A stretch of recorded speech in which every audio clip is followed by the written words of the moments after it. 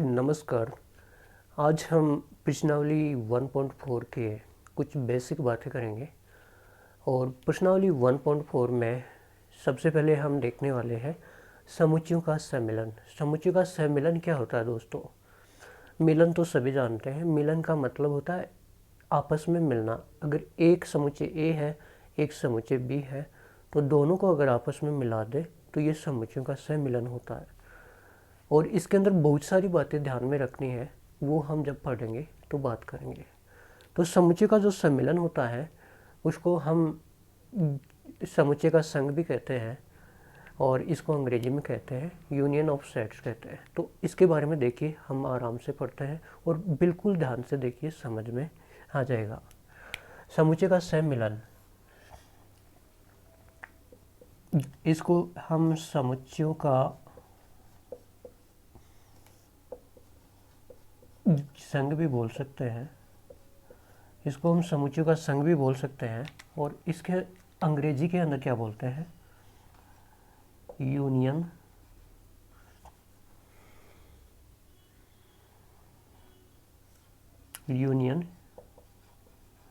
Of sets बोलते हैं। तो समुच्चय का सम्मिलन क्या होता है, समुच्चय का संघ क्या होता है, यूनियन ऑफ सेट्स क्या होता है, इसके बारे में हम बात करेंगे।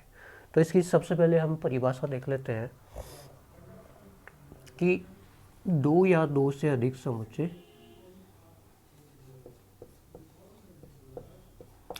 दो या दो से अधिक समुच्चयों, दो या दो से अधिक समुच्चयों के अवयवों को, दो या दो से अधिक समुच्चयों के अवयवों को मिलाने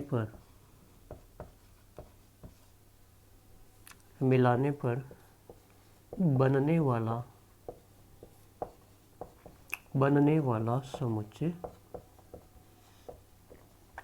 क्या कहलाता है?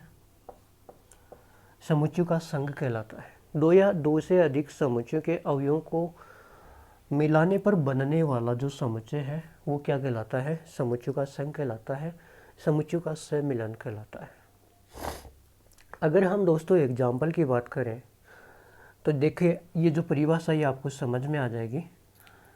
जैसे मेरे पास में एक एग्जाम्पल ये है कि a बराबर मेरे पास में है 1, 2, 3 और b बराबर मेरे पास में ये ले रखा है 1, 3, 5, 7 और पूछा है कि इनका संघ निकालो, समुच्चय का संघ निकालो, समुच्चयों का यूनियन निकालो। तो A यूनियन B से इसको लिखते हैं।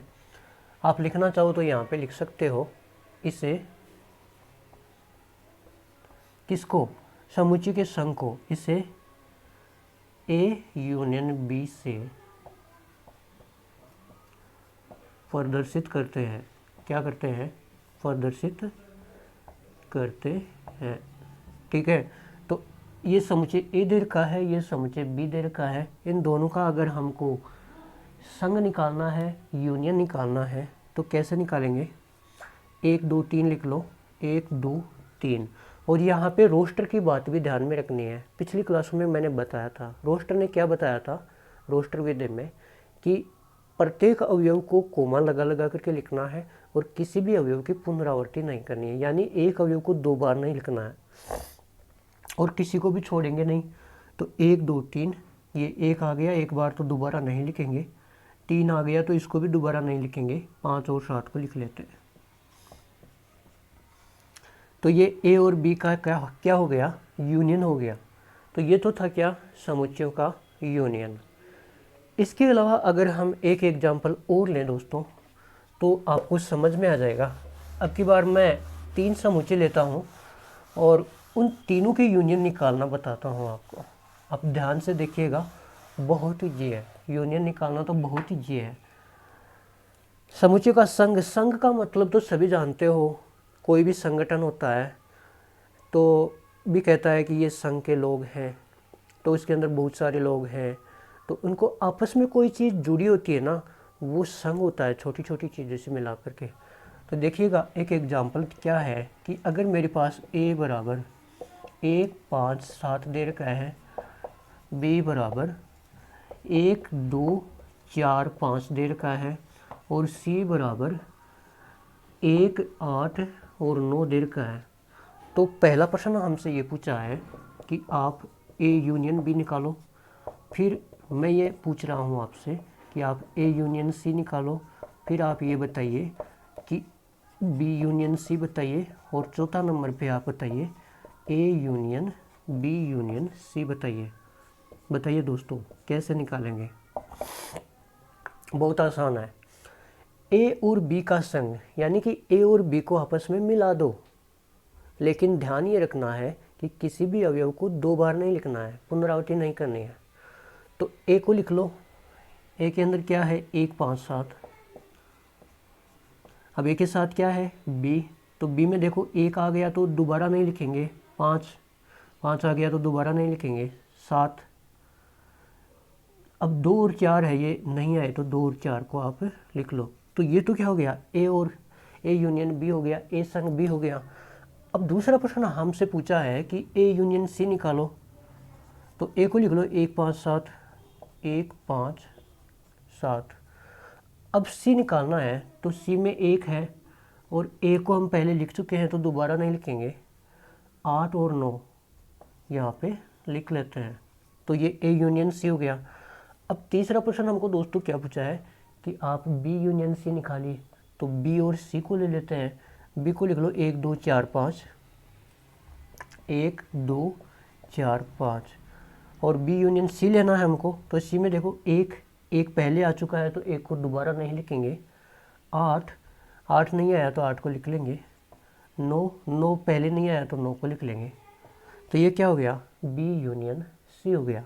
और अब हमसे पूछा है कि a union b union c निकालिए। आप a संग b संग c निकालिए। इसके संग ये और इसके संग ये, सभी का आपस में संग निकालिएगा। तो a को लिख लेते हैं, 1 5 7, 1 5 7। b को देखो 1 आ गया तो किसी भी अवयव को दो बार नहीं लिखना है, पुनरावृत्ति नहीं करनी है। क्योंकि रोस्टर विधि के अंदर हमने देखा था कि प्रत्येक अवयव को मंझला ब्रैकेट के अंदर कोमा लगा करके लिखेंगे और किसी भी अवयव की पुनरावृत्ति नहीं करेंगे।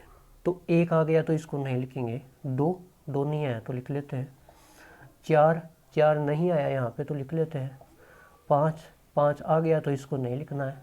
अब सी में देखो 1 आ गया इसके अंदर तो नहीं लिखेंगे, 8 नहीं आया तो लिख लेंगे, 9 यहाँ पे पहले नहीं आया तो 9 लिख लेंगे। तो ये a union b union c हमने निकाल लिया है। ठीक है। तो ये था समुच्चयों का संघ, समुच्चयों का सम्मिलन, यूनियन ऑफ सेट्स, जिसके अंदर a और b दो समुच्चय हमको दे रखे हैं और उनका हमसे यूनियन निकलवाया जाता है। तो हम उनके अवयवों को मिलाकर के लिख लेते हैं। लेकिन ध्यान ये रखना है कि किसी भी अवयव को दो बार नहीं लिखना है, एक बार ही लिखना है और मंझला ब्रैकेट के अंदर कोमा लगा करके लिखना है। उम्मीद आपको समझ में आ गया होगा। धन्यवाद।